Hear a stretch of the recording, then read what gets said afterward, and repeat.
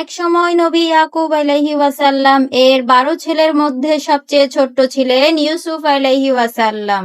মহান আল্লাহ তাআলা তাকে অসাধারণ সৌন্দর্য দিয়েছিলেন। পৃথিবীর অর্ধেক সৌন্দর্যই তার মধ্যে ছিল। তার বাবা তাকে অনেক ভালোবাসতেন। একদিন ছোট্ট ইউসুফ স্বপ্নে দেখলেন সূর্য, চাঁদ এবং 11টা তারা তাকে সিজদা করছেন। বাবা বললেন, বাবা, এই স্বপ্ন তুমি কাউকে বলো না, তোমার ভাইয়েরা তোমাকে ঈর্ষা করবে।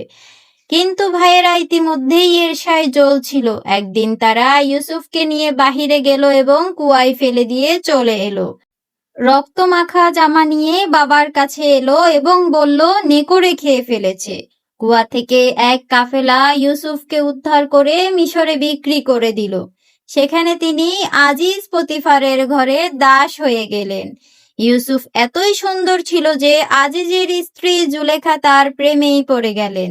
একদিন তিনি দরজা বন্ধ করে ইউসুফকে বললেন, আমার কাছে আসো। কিন্তু ইউসুফ আলাইহি ওয়াসাল্লাম বললেন, আমি আল্লাহকে ভয় করি, তিনি আমাকে সম্মান দিয়েছেন, আমি কখনোই তা খেয়ানত করতে পারবো না। জুলেখা জোর করলে ইউসুফ দৌড়ে পালাতে গেলেন। দরজায় টানাটানিতে জুলেখার জামাটি ছিঁড়ে গেল।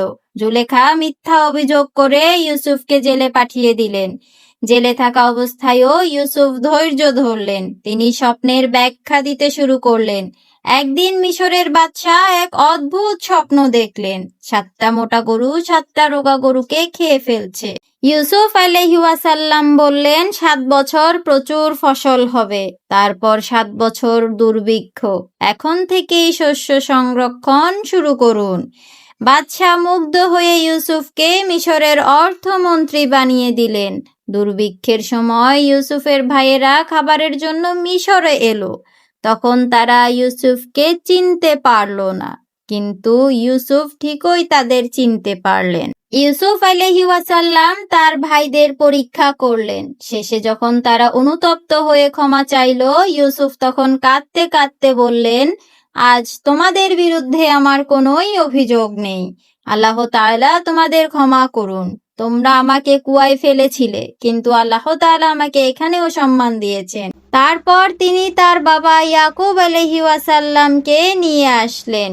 তার দেখা সেই স্বপ্নই সত্যি হলো। সূর্য, চাঁদ এবং 11টা তারা তাকে সিজদা করলো। ইউসুফ আলাইহি ওয়াসাল্লাম আমাদের শিখিয়েছেন, ধৈর্য ধরো, আল্লাহর উপর ভরসা রাখো।